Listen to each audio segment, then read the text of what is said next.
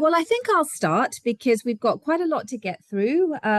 Good afternoon, everyone, and good morning or good evening for wherever you are joining us from. And thank you for joining us today to talk about collaboration towards addressing antimicrobial resistance for better cancer care.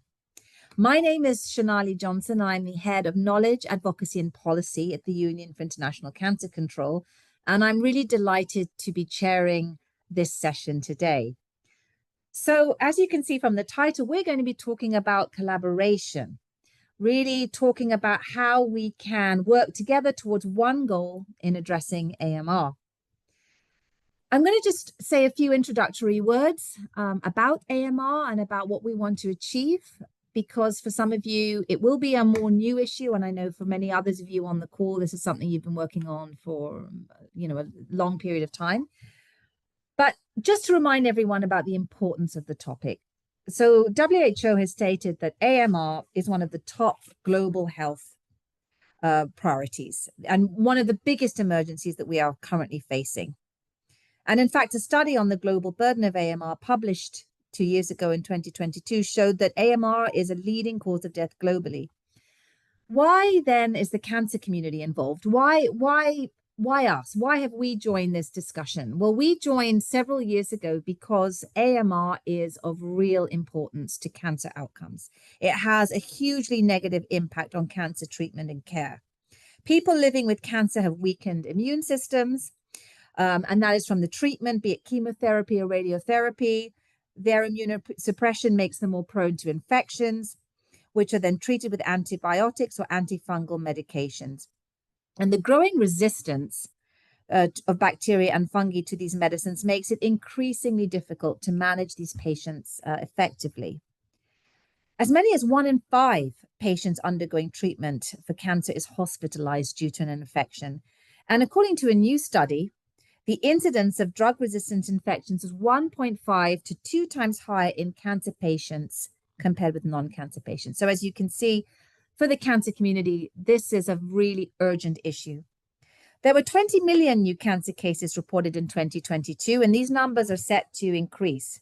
So while we scale up cancer control efforts, we must address AMR if we want to continue to see important gains in cancer control outcomes. Many of us are aware that the second high-level meeting on AMR will take place at the UN General Assembly in September, so later this month. And all the key stakeholders must come together to accelerate progress and to implement actions on AMR at national, regional, and global levels.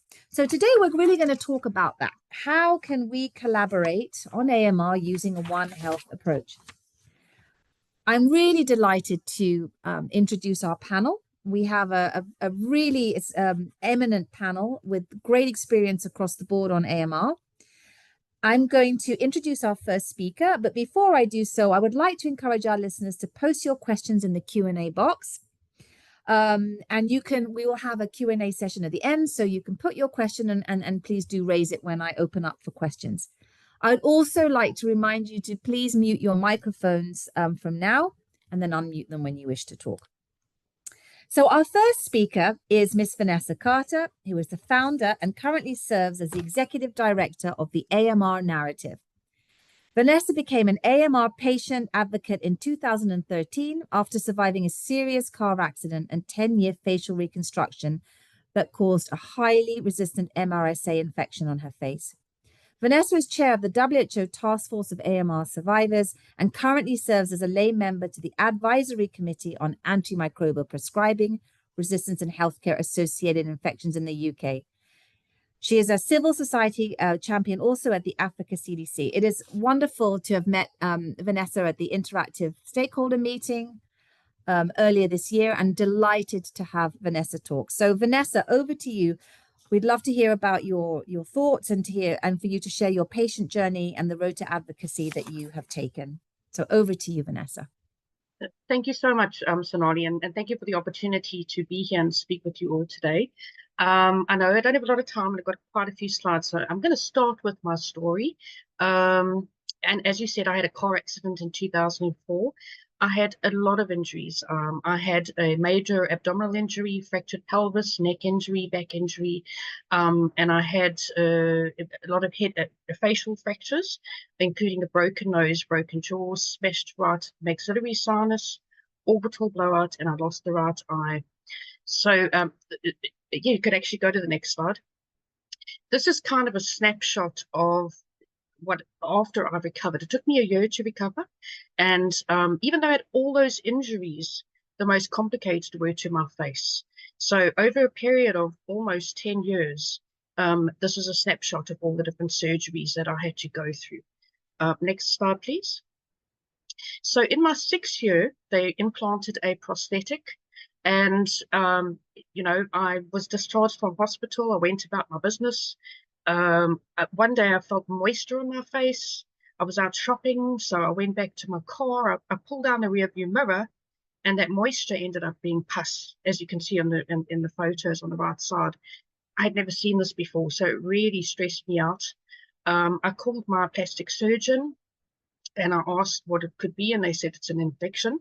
So I had to go for an operation to clean the prosthetic. And to do a bit of reconstructive surgery, but 2 weeks later, the infection came back again. So we did a similar procedure, but 2 weeks later, the infection was back for the 3rd time. We did another procedure, and the infection was back for the 4th time. So eventually, this prosthetic had to be removed. And it was sent off for testing, and the test results showed that I had MRSA.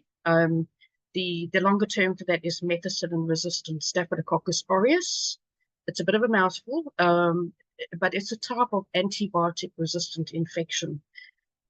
And I'd never heard this term before, so it was quite frightening to me. But when I saw these test results and when I started researching a little bit about what antibiotic resistance was, I started to realize how dangerous this was. Next slide, please. Yeah. So this is a copy of the test results on the right-hand side. It'll show you a whole lot of R's and S's running down the side, and the different types of antibiotics that I had either become, the R meaning resistant or the S meaning susceptible to. On the left-hand side is a picture of what my face looked like after the bacteria had basically eaten away most of the skin under the lower eyelid.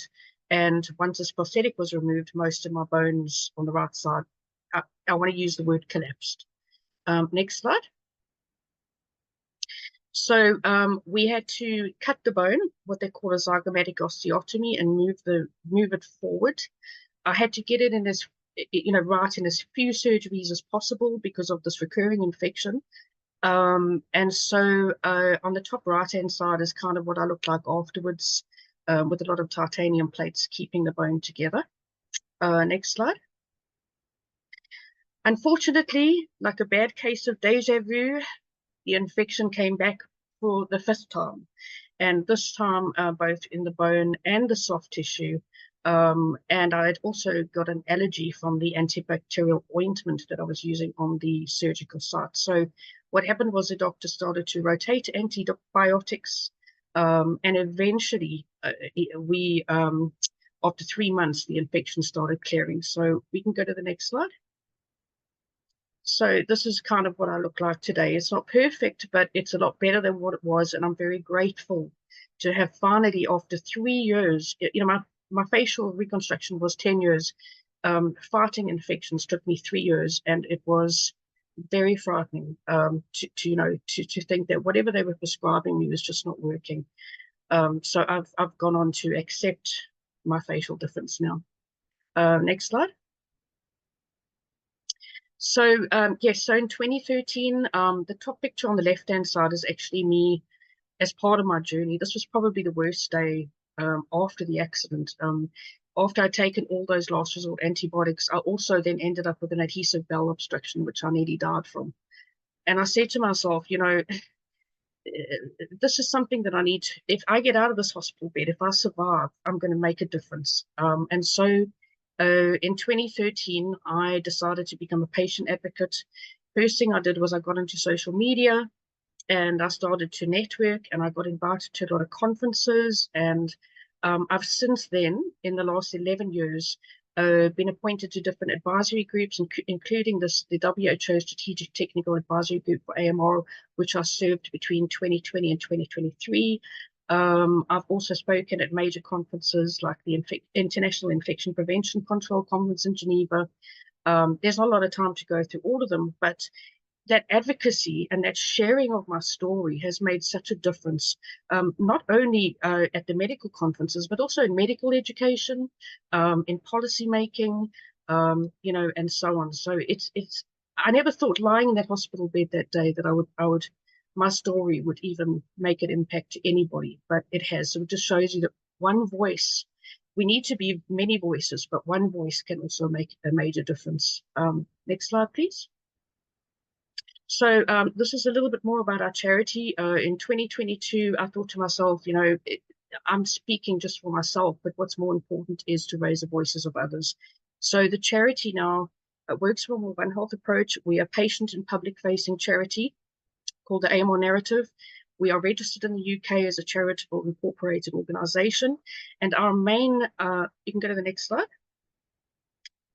Our main focus, we have 3 pillars. We develop advocacy capacity, we promote public understanding, and we foster global community. So the top right-hand side is actually the advocacy capacity workshop that we held in partnership with the European Patients Forum in Brussels a couple of months ago.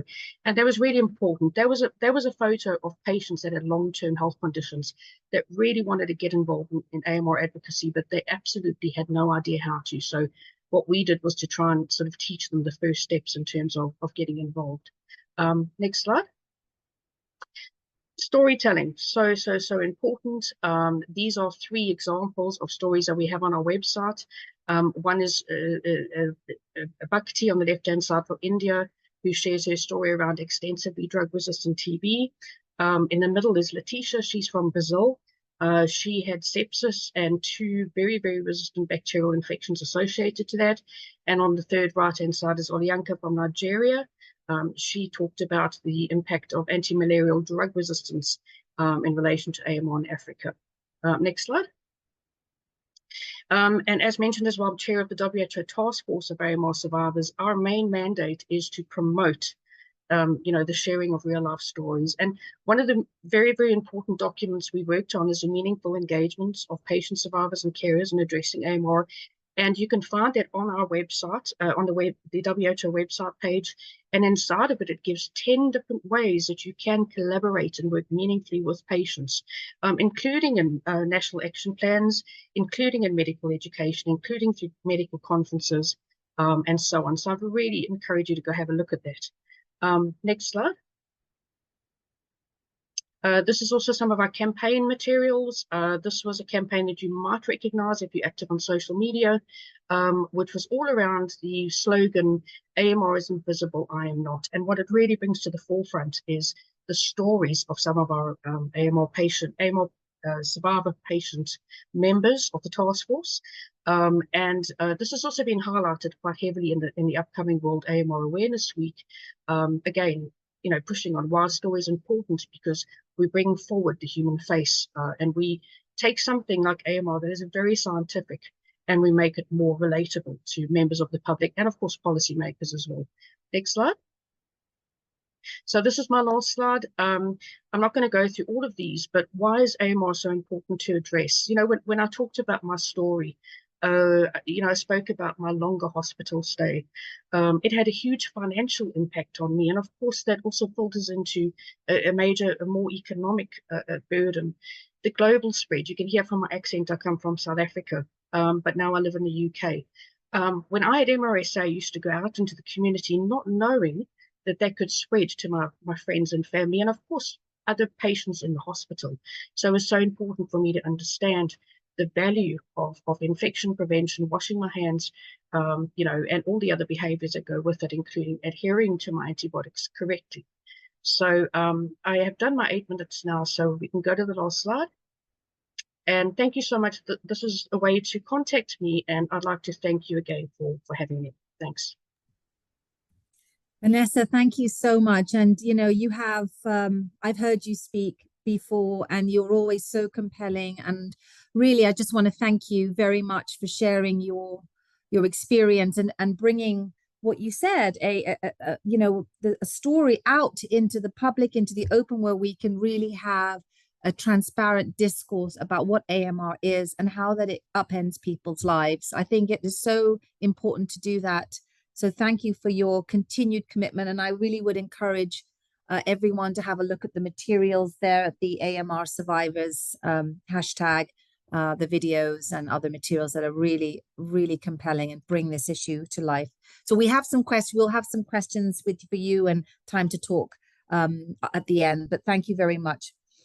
Our second speaker is Dr. Om Prasad Gautam, who is a public health and WASH expert and behavior change scientist who works at WaterAid UK as global hygiene lead. And I'm really excited about having somebody from the WASH community and WaterAid here.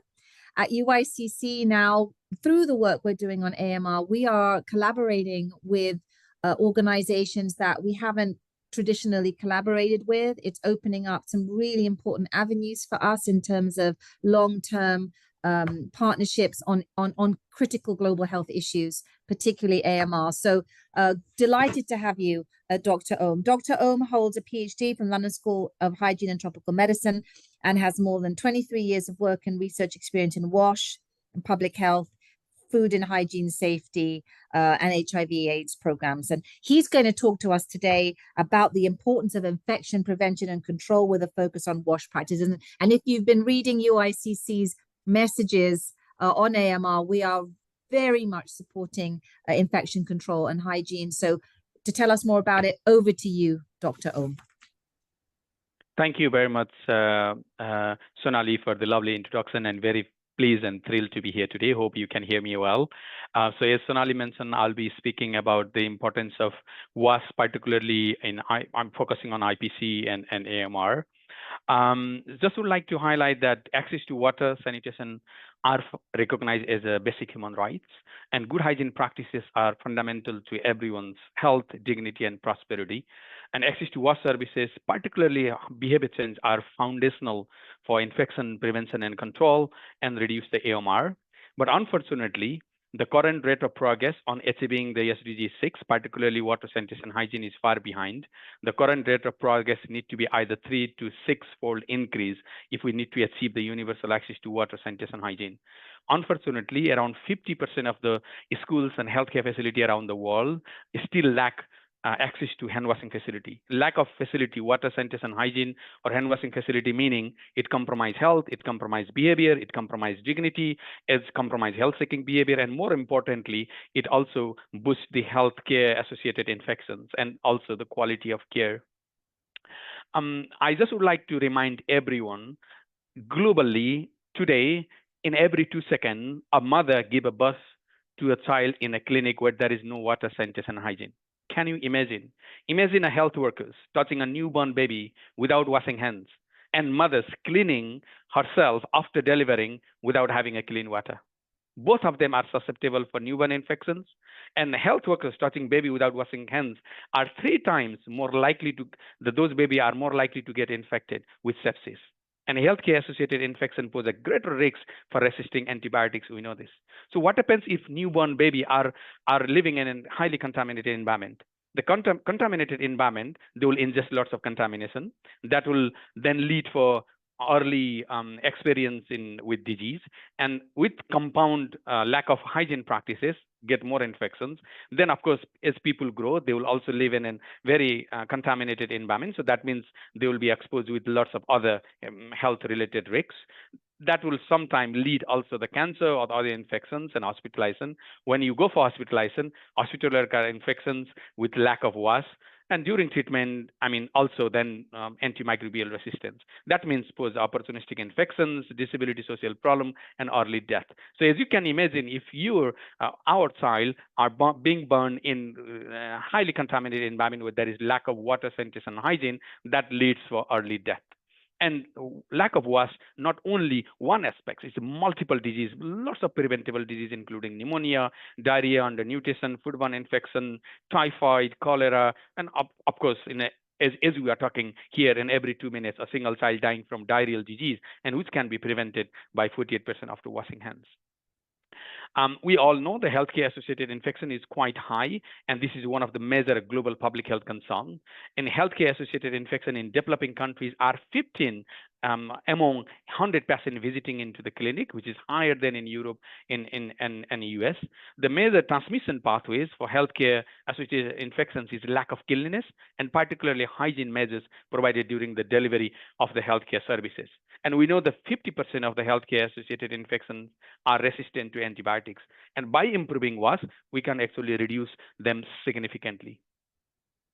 Particularly now, I would like to focus on with the cancer, for example. WAS and hygiene in particular play a crucial role in reducing the risk for infections and also supporting individuals undergoing for cancer treatment. People, we know, Sonali also mentioned, the people living with cancer are at risk for developing opportunistic infections, and having access to WAS and good hygiene practices actually help reducing the infections and opportunistic infection, including diarrhea or skin disease and typhoid. How? So access to WAS and good hygiene practices are foundational for service provider. For example, if there is access to WAS, the health workers wash their hands before touching the clients. They wear PPE, so they maintain respiratory hygiene. If they maintain injection safety and so forth. More importantly, people with cancer, the cancer survivor, they also need to practice hand washing practices with soap, maintain good food hygiene practices, and also drink safe drinking water. So therefore, having WAS is fundamental to reduce the infections. So to address the AMR, antimicrobial resistance, of course, WHO has this people-centered approach for addressing antimicrobial resistance. If you look at the 4 pillars of the suggested intervention, the prevention is the first. The access to WAS services and the IPC is fundamental. And I'm sure many of you might have read the latest Lancet publications. The Lancet telling us that improving IPC in low-income countries, particularly in healthcare facility, we can prevent the 337,000, which is 7.8% AMR-associated death per year. Improving access to WAS services in healthcare facility can reduce the 5.7% overall AMR death per year. Vaccine would prevent 4.2%. It's a significant improvement. If you only focus on prevention side, we can reduce almost 17% of the overall AMR death. And therefore, globally, now more and more public health programs are demanding more integrated programming, whether this is building WAS and healthcare facility action plan, whether this is nutrition programming, of course, nutrition sensitive intervention, also asks for integrated WAS program, WAS and NTD, WAS and cholera, guideline on AMR also suggests for integrated WAS programming and also immunization. In this particular context, then just would like to highlight WaterAid. We are an international charity. We work in 30 countries. And I just would like to highlight what is our contributions, particularly in these areas of work. So WaterAid have been playing a catalytic role, particularly in these areas of work. We work at various levels. At global level, we generate evidence and then do advocacy to influence government, donor, and share knowledge. At national level, we support, again, the national government to develop standards, guidelines, and roadmaps, particularly focusing on WAS. And then at local level, we model WAS services and behavior change program. We also model more integrated programming and respond public health emergency. Just would like to highlight one of the examples at global level, for example. Very recently, using World Bank methods, WaterAid, we have conducted a 7-country research in 7 African countries to estimate the hospital-acquired infections. And our estimates show that in 7 African countries, in 1 year, in 2022, 2.6 million infections, 270,000 AMR-related hospital-associated infection-related death only in 7 countries. And the countries are using 2 to 10% of their overall health budget for infection prevention. And then some of the countries, for example, Malawi, spend 3% of their GDP just to treat the hospital-associated infection, while they only need 6 to 9 million to attend universal WAS to healthcare facility. It's not about money. It's all about how we disburse money, whether we are treating symptoms or whether we are actually treating the root cause of the AMR. At national level, we support national government to develop various roadmaps, the guidelines and standards. So for example, we have supported 6 multiple countries in Africa and Asia to develop WAS and healthcare facility standards. We have also supported, for example, SADC countries, 16 South African development countries on developing a hygiene strategy, for example. These are some of the examples. At local level, Then we support government on modeling WAS services and behavior change program. Just would like to highlight a couple of examples here, particularly in local context, in healthcare facilities and in the community. We support on developing modeling inclusive toilet, offering safe drinking water, modeling group hand washing facilities, it is a point of care, waste management, and also changing the behavior of the health workers at the local healthcare facilities, particularly designing more evidence-based and robust behavior change programming. And WaterAid, we have supported multiple countries to design, implement, and evaluate 17 different campaigns, hygiene behavior change campaigns for various settings. One of the key aspects that we have been supporting to the government is integrated programming. Of course, One Health program demand for more integrated programming within health. So one of the examples that I often cite is hygiene integration into nationwide vaccination program, where we have piloted these initiatives in Nepal. We have piloted in 4 districts. With the successful implementation of hygiene integration into nationwide vaccination campaign, government made decision in 2020 to integrate this and implement across the nation. So currently in Nepal, anybody visiting the clinic, the guardian with under 15 children visiting health clinic will expose with hygiene intervention. So what happens with this? If they expose with the hygiene intervention, they're likely to follow the behavior. Health workers are also likely to follow the behaviors. It's all about motivating them to reinforce the behavior, and that will reduce the hospital-acquired infections. So this program was government-led, implemented through existing routine vaccination program, and it was also all the reporting and are coming from the government routine mechanism, and almost 50% of the budget is currently funded by government. So it demonstrates a model program how the WAS can be integrated, or behavior change intervention can be integrated into existing public health programs.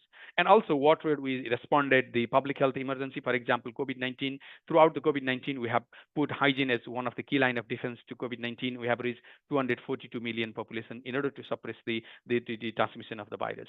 So finally, because I only have 8 minutes, this is my concluding slides. So what I'm saying is here is the good opportunity for us to integrate WAS into existing cancer and AMR world.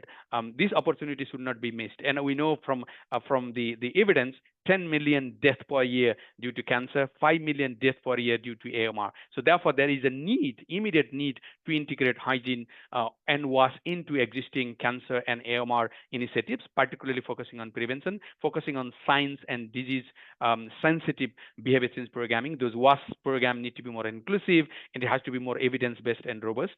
Integration is fundamental. So One Health programs or global initiatives and more public health programming are demanding more on integrated programming. So that means integrating WAS into ongoing public health programming. It becomes an opportunity to integrate WAS into cancer and AMR awareness, prevention, treatment, and response program.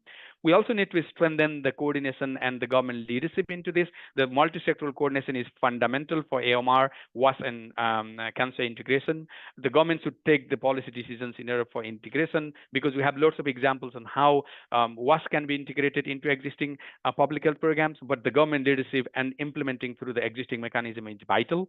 Public-private partnership is fundamental, whether this is diagnostic, whether this is research. Long-term partnership is fundamental for scale implementation and also to ensure the products. And the time has come for us to think big and act fast. I think this can't be new normal. We should definitely act fast, deepening sectoral capacity to drive large-scale program to integrate WAS into the existing cancer AMR prevention program, so that we can better respond and also reduce the opportunistic infections, as well as the overall the contributions. We can have a significant attribution from WAS investment into healthcare facility, into the community, into the schools, in order to prevent the hospital-acquired infection, subsequently contributing to the antimicrobial resistance. Thank you. Thank you very much. So with that note, I would like to conclude. If you have anything, happy to respond later as well. Thank you. Back to you, Sonali. Thank you, Dr. Om. Thank you. And yes, I mean, there is so much information.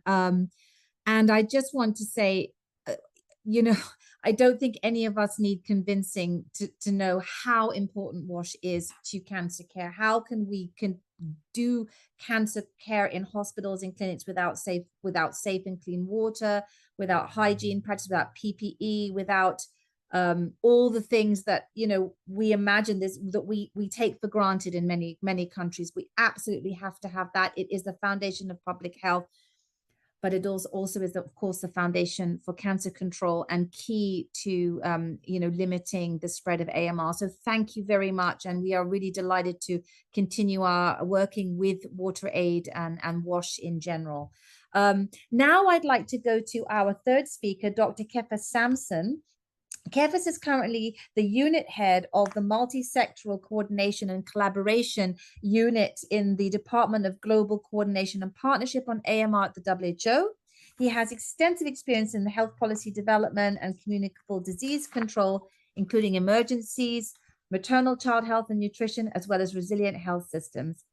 And Kefas is going to talk to us about the importance of a One Health approach and the work of the quadripartite. So this is a really important piece of information if we have not heard about the quadripartite before. So thank you very much for talking to us about it now, Kefas. Over to you. Thank you very much, Shalini, and thanks, colleagues. I would like to express thanks to Vanessa in particular. Her voice has been one of the powerful voices in actually humanizing AMR and actually escalating the subject on the global political agenda. So thank you, Vanessa, for that. And thanks also to Gautam for highlighting some of the important issues, particularly as we look forward to the UN high-level meeting in a matter of less than 3 weeks now. And we do hope that this will bring out, or result into really a very action-oriented and impactful political declaration that will help us move forward. So having said that, I really want to thank UICC for inviting us also as Quadripartite Joint Secretariat to be part of this dialogue, which is really critical, and to present on the One Health approach, which underscores the importance of working together towards the common goal of addressing the global threat of AMR. So to begin with, I would like to use the definition of One Health that was developed by the One Health high-level expert panel in 2021 to explain the whole concept of One Health so that we are all on the same page. So key things in the definition of One Health actually denote the imperative of working together. And that is, in the definition, it says it is an integrated, unifying approach that aims to sustainably balance and optimize the health of people, animals, and the ecosystems. It recognizes the inextricable link and interdependence of the health of humans, domestic animals, wild animals, plants, including also food animals, and the wider environment, and the ecosystems within which they operate. But very importantly, it also involves mobilization of multiple sectors, disciplines, and communities at varying levels of society to work together to foster well-being and tackle the threat to health and ecosystems. Now, this definition at this point really relates to almost a host of diseases or health threats that we can expect at the human, animal, plant, and environment interface, including what we term as emerging infections. But when we go down deeper with respect to AMR, this definition then relates to the fact that antimicrobials are being shared between animals, humans, and plants, which means it is used to address the health of animals. It is used in crop production. It is also used in the production of food animals by farmers. Therefore, the drivers of AMR lie in the human health sector, in the animal health sector, in the plants, agri-food systems, as well as the environment. And you can see the diagram on the right highlights the complexity of AMR in this regard. So you can see the interactions between the human health sector, the animal husbandry, plant production, agriculture, and the environment, how all these factors interact to create a kind of transmission from one sector to another, as far as AMR is concerned. Next slide. So again, safeguarding human health, animal health is key when we talk about AMR, but also addressing the need for clean water, energy, air, safe and nutritious food, and tackling action on climate cannot be achieved also, by just one sector. So it requires the synergistic approach and collaboration of all these sectors, the human health, food, agri-food systems, and animal health to achieve that.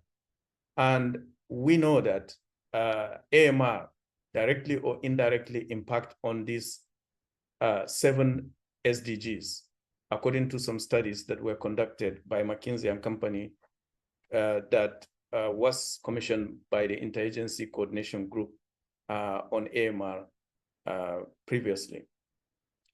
Now, that means that coordinated multi-sectoral efforts is key when we talk about One Health. But the containment strategies and approaches have mainly been siloed in the past, mostly on the health sector side. And only recently, the need for multi-sectoral coordination has been recognized in addressing the potential implications and widespread of antimicrobial use across the sectors. And altogether, if we put all these efforts together, the evidence suggests that we can really impact on our global efforts towards achieving the Sustainable Development Goals. Next slide. Now, these are the strategies in the various sectors. So you will recall that in 2015, the World Health Assembly adopted the WHO Global Plan on AMR. And this was a kind of a document that galvanized the global stakeholders around a common objective of addressing the threat of AMR globally. It has 5 objectives, as you can see, and I think most of the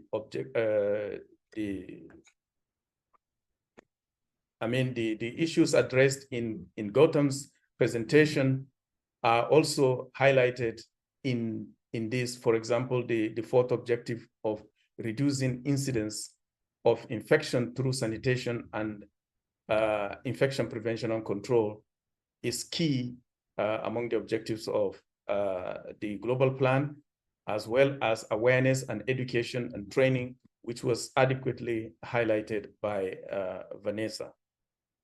Now, when this was adopted by the Assembly, the Food and Agriculture Organization of the United Nations, or FAO, the World Organization for Animal Health, swiftly endorsed the action plan in their own governing bodies meeting during the same year. And UNEP also adopted it in 2017.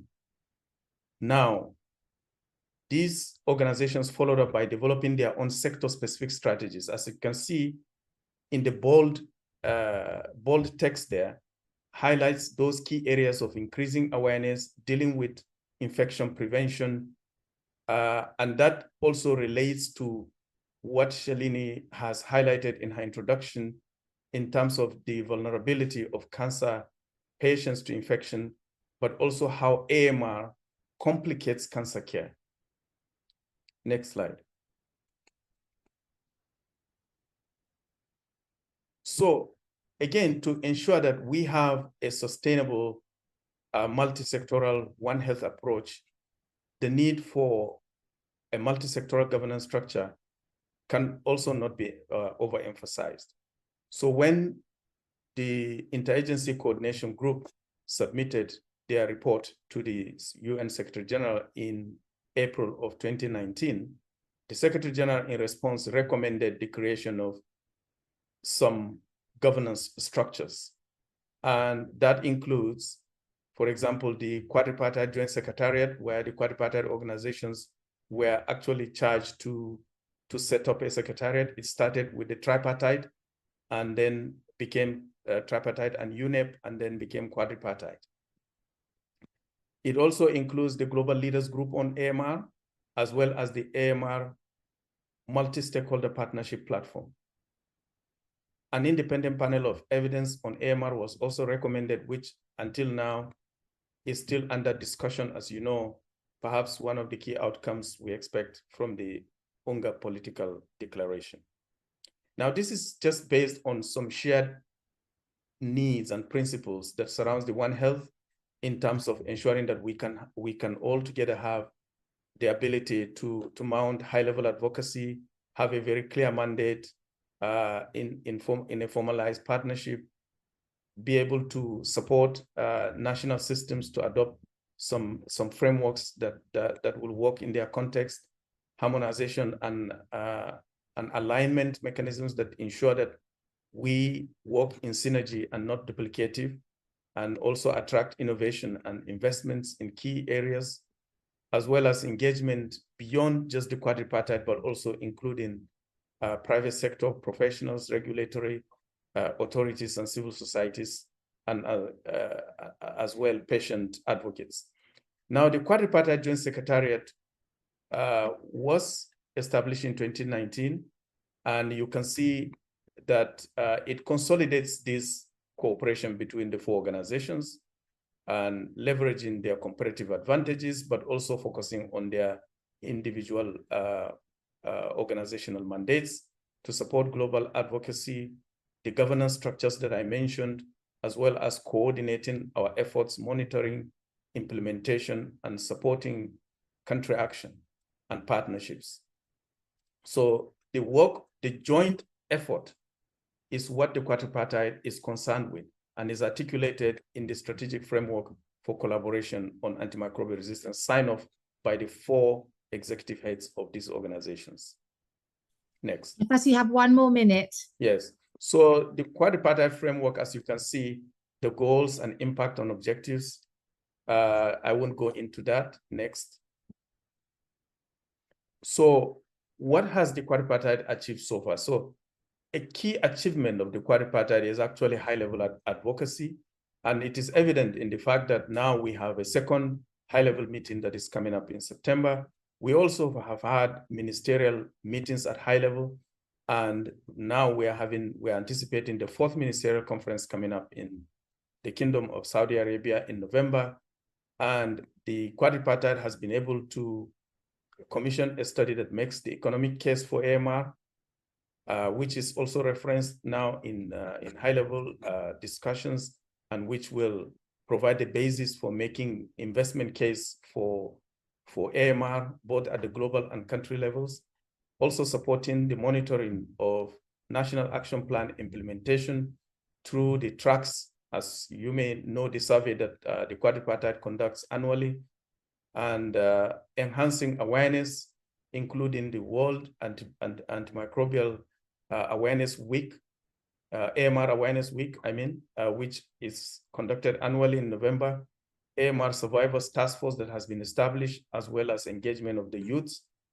Also in the area of surveillance, both strengthening sector-specific surveillance as well as integrated surveillance, but also strengthening regulatory systems. Last year, we conducted the first ever Global Summit of Human and Veterinary Medicines Regulatory Authorities to discuss joint efforts in regulations that will help to contain the misuse and overuse of antimicrobials in countries. So the next steps, as you can see, is to position ourselves towards implementing the political declaration that will ensue in September, enhancing the global governance structures support, strengthening One Health governance at all levels, continuing to help countries in updating or developing their action plans underpinned by solid investment cases, making surveillance more robust to generate the evidence, including the possible support to an independent panel, and providing capacity building and effective support to countries. I will pause here, and if there are any questions, we'll be happy to respond. Thank you so much, Dr. Kepas, and thank you really for emphasizing that the drivers of AMR are interconnected across humans and animals, plants, and food and the environment, and that we must integrate all these sectors in our response and move away from that siloed approach. And UICC is really happy to be supporting the quadripartite approach and joining the meetings. So now with our last speaker, we have Dr. Muna Abusin, who is the ambassador on AMR of the Federal Ministry of Health, Germany. Muna is an epidemiologist at the Robert Koch Institute and has more than 10 years public health experience in the field of AMR and antimicrobial use surveillance at the national and international levels, and is trained as a medical doctor specialized in infection prevention control and internal medicine. So Muna was going to talk to us now about strengthening collaboration towards finding novel solutions and its implementation in addressing AMR. Thank you, Muna. Over to you. Okay, first of all, thank you very much for the introduction. And I would really like to congratulate and thank colleagues from the Union for International Cancer Control for their ongoing commitment and efforts to point out the close and vital link between antimicrobial resistance and cancer care.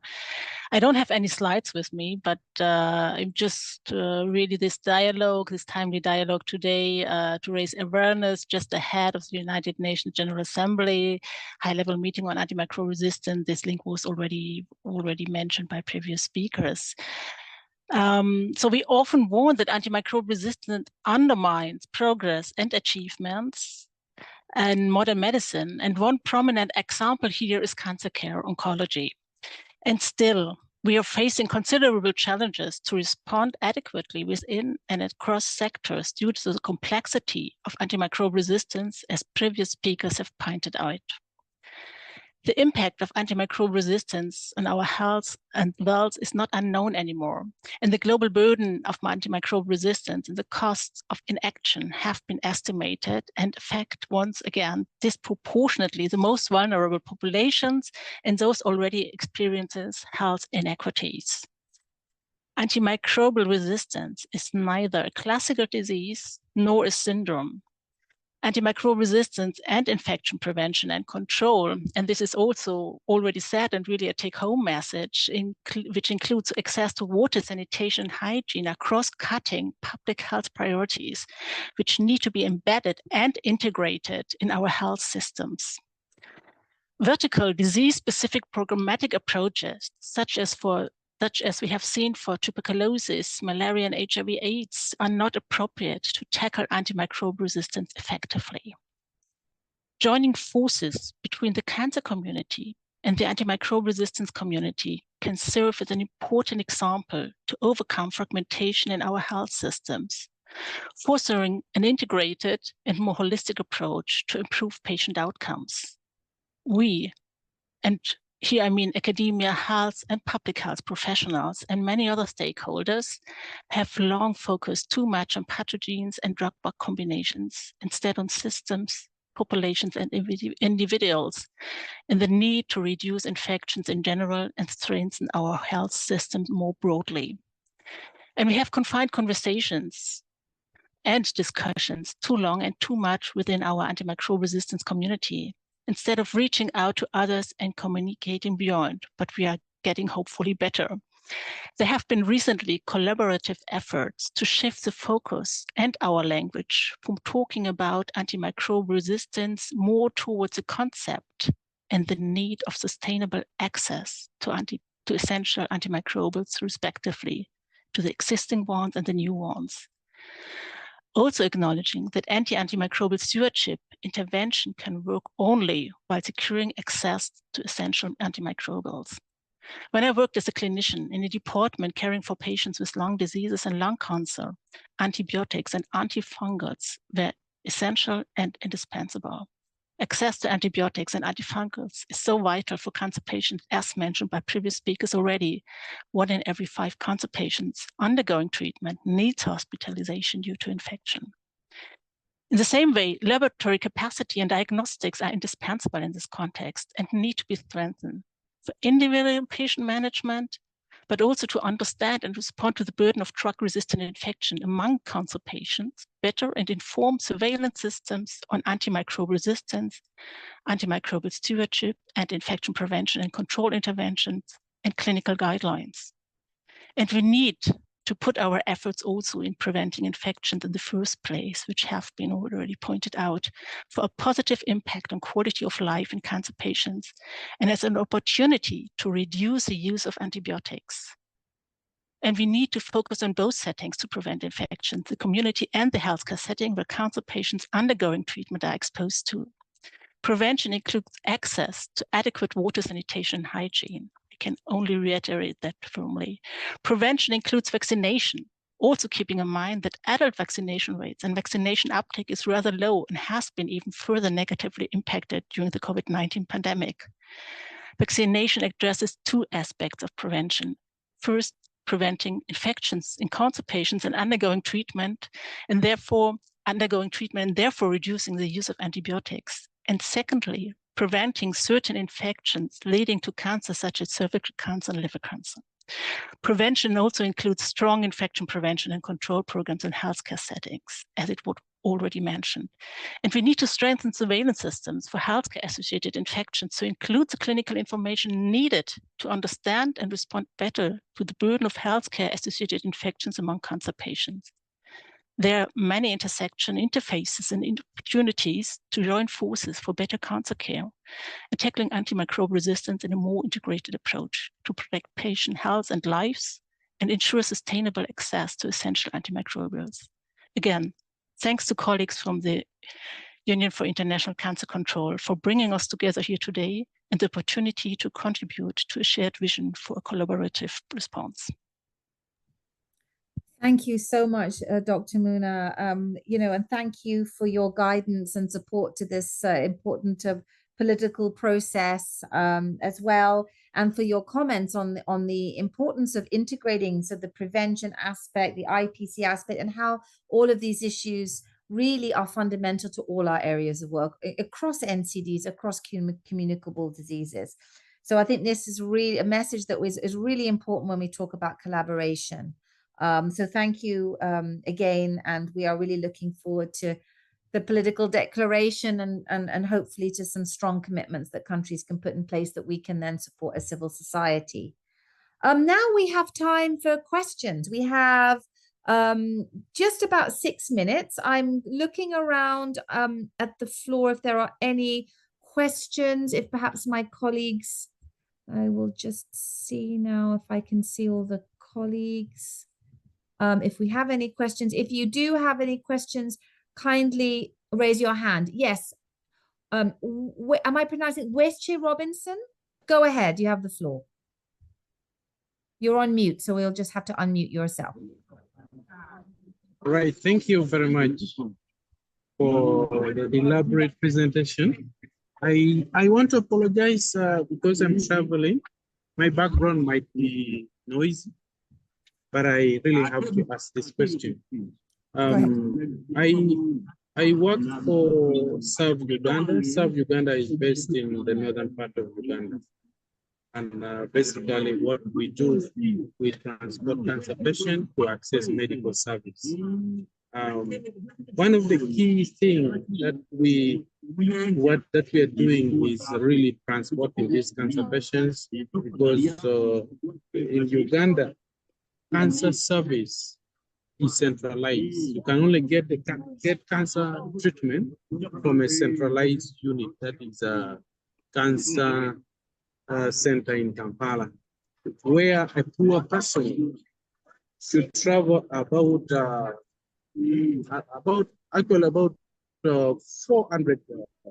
360 to 400 kilometers to access this service. How best can we partner and work together to really support this community, these poor people? who have been affected with the cancer. Thank you very much. Okay, but so are you talking specifically and asking a question on how we reduce the risk of infection in these patients? Basically, yes, I really want to know whether it's possible to reduce the rate of infection. Okay. Because one of some of our patients are isolated. When you say when they diagnose and they find out that you have cancer, people think you're going to die. They don't give you full attention. So really want to know the best way possible. How we can prevent this. Right. Well, I think you're really highlighting a really big constraint in many countries where the need is great, particularly in rural areas, and getting patients quickly to services is a challenge.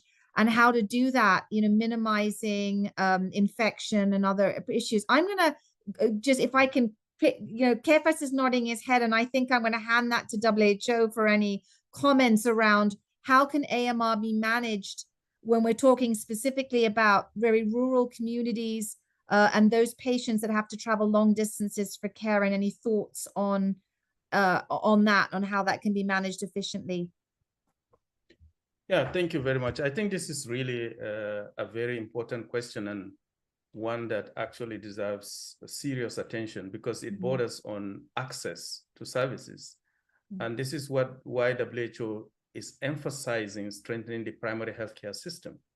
So if the primary healthcare system is such that it provides such basic package of care at the very minimum, as defined based on the context of the country, then we can minimize the distance the patient has to travel and the cost that they have to travel to access such services. That applies to cancer, but that also applies to every other condition. But with respect to linking it to AMR, I think you made the point that all the measures to prevent infection should be in place, and also getting access to assessment in terms of assessing the presence of infection and treating early to prevent the development of AMR is also critical in this case. So it's all about basic care through the primary healthcare system is the ultimate. And WHO has guidelines on the management of AMR in primary healthcare settings, so presumably it has these health sector guidelines that perhaps we can make those links available in the follow-up to the call on our, and make them for our members who would be interested. Yeah, certainly one of the key issues in WHO is guiding member states to not just have all these tools, but also how to, domesticate these tools to serve their own specific context. So I think in the case of Uganda, we might try to look at that even deeper and see how, a centralized cancer care, is something that really shouldn't be happening at this point, because Uganda has a spread of secondary facilities that they can use for cancer care. Thank you, Dr. Kefas. Any other questions that I can see here quickly? Then I have one question which I would like to, if the other speakers will permit me, to ask to Vanessa, just to end this. I would just like to ask, what are some of the key misconceptions that the public hold about antibiotics and antimicrobials, and how can our awareness across cancer, but WASH and others, really address these? Yeah, thank you so much, Sonali. So, there's a whole lot of misconceptions. And I think one of our biggest issues is because, patients just don't understand what antibiotics are, what type of medications they are, and what they do. They're very different medications to, for example, a painkiller. They work in a different way. So, so for example, one of the misconceptions is that antibiotics cure all infections. So, some patients believe that antibiotics are necessary for colds and flu, where colds and flu are, can be treated symptomatically with painkillers and so on. So, and antibiotics only treat bacterial infections. And of course, antibiotics are only part of the AMR narrative. You know, AMR is the different medications. So the different antimicrobial medications, antiparasitics, antibiotics, antivirals, and antifungals. The other thing that also I found has been a misconception is that people believe that AMR is not a personal issue, or it isn't a personal issue. So in other words, they believe that people that use antimicrobial medicines are the ones that are impacted the most. But actually, this is a societal issue. You know, as I mentioned in my story, I could spread my antibiotic-resistant infection to others. You know, it didn't mean that somebody had to be taking antibiotics to be at risk of antibiotic resistance. I think another thing is that new antibiotics will always be available. You know, they think that they don't understand that actually finding new antibiotics is very expensive. And what makes it even worse is that if we don't use them correctly, you know, if our behavior is not correct, if we don't protect them, then we start to see resistance, you know, in the same way that we've seen with methicillin and all these other antibiotics. So, yeah, so these are kind of the main ones. Again, there are many, many more. Somebody that said to me the other day was also that people believe that your body becomes resistant to antibiotics, but it's actually the bacteria, and that would be the same for the other antimicrobial medications. It's the microbes that become resistant, not your body. So I think in terms of addressing it, absolutely, I will always stand for raising awareness, because we cannot do enough of that. People need to know what this actually means. You know, many years ago, 50 years ago, our doctors talked about when we had tobacco control, you know, tobacco issues, our doctors used to actually be in the adverts, advertisings, you know, saying, I smoke Camel cigarettes and you should too. You know, so it's how we also educate the public to say that, you know, we need to protect these medicines. This is what they do, and so on. Yeah. So I won't go on for much longer, because yeah, but I think also, as I said before, storytelling, making it relatable is one of the most important things we can do, because people don't understand. You know, this is like a very scientific topic, and I think in cancer care, especially because we're talking about immune compromised patients, you know, we're talking about a very vulnerable patient population. So thank you. Thank you so much, Vanessa. Final quick words to Muna and to Dr. Om. Dr. Muna, any words about the high-level meeting, or any thoughts that you'd like us to take forward as we go to that? Yeah, no, I just want really to highlight, this is a process. I mean, we are in the preparation for a couple of months. It started already last year. I mean, this is nothing, we don't start by zero. And many have shown the progress we have already made, which is still, we need to leverage that, and really keep in mind, this is just, I mean, we have the high-level meeting, but we have done work in preparation, and we have to implement and continue on our road to that. Also accelerating, which is really needed, but it is a process, and AMR, antimicrobial resistance, will be always there. So the process, we can't say it stops in 5 years. Right. Well, we are committed to that, Dr. Muna, and we will be, UICC certainly will be working on this for many years to come, with many of you around the table here, the virtual table. Dr. Om, then last thoughts about how we can continue, the WASH and cancer community can continue to work together, including in the countries represented here. Thank you very much, Sonali. I think while other aspects of the AMR, including diagnostics, surveillance, research, more strong drugs are important, the fundamental of reducing the infections is WAS. This has to be addressed, whether in healthcare facilities or in schools or in communities. The investment into the sector is shrinking. That will pose more threat to the world. So as I said earlier, I think the time has come for us to think big and act fast, and collective responsibility, creating more champion around the world who push for AMR agenda, but at the same time put the prevention first is fundamental.